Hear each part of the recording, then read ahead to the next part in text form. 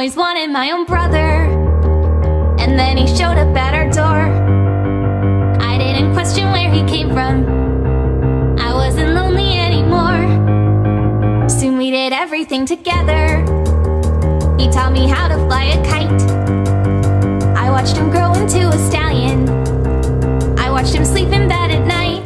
It's not creepy, but then he signed that record label. A cute quintet of boyish sound. But now that everybody loves him, I'm just a face out in the crowd. I threw myself into my